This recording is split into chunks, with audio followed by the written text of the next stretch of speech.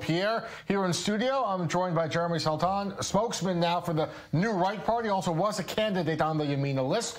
Yariv Oppenheimer next to him was a candidate with merits, also now an advisor for the Democratic Union camp that earned 6 seats in the Knesset results from five seats. Still hoping for the 6. I want to ask about these moments here that we saw in Jerusalem, the handshake.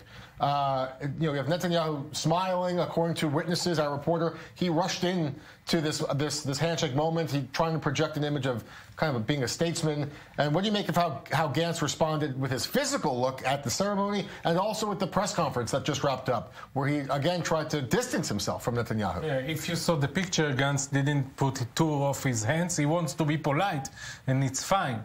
But eventually, there are results of this election.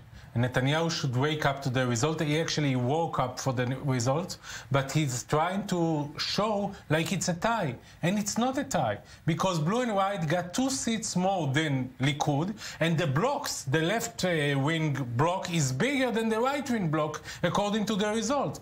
Therefore, the result of the election is that Netanyahu lost. He cannot be the next prime minister of the state of Israel. And when he's trying to speak about unity and there is no other way, he's trying to say that the results are different. But the results are very, very clear. Netanyahu should step down. There is not there will not be a coalition that Netanyahu is the prime minister and Gantz is number 2. This will not happen. For now, it seems both sides are still deadlocked. The images that are being projected, though, of Netanyahu publicly and repeatedly calling for unity, calling for an end to the chaos and the drama, wanting unity, wanting to shake hands.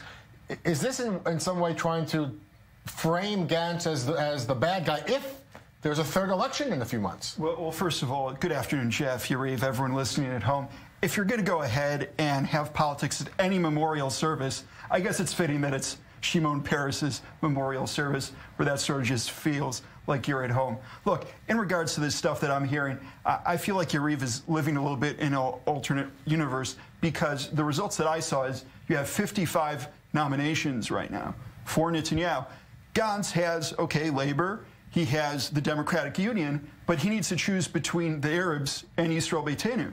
He does not have a path to 61. According to a new just doesn't. Channel 12 is now reporting that Lieberman will recommend Gantz. This is now the new report in Channel 12. Gantz has a path to 61 and even more, because once it will be obvious that it's not Netanyahu, then the ultra-Orthodox religious would like to get inside. Maybe the people of the Likud would like to get inside.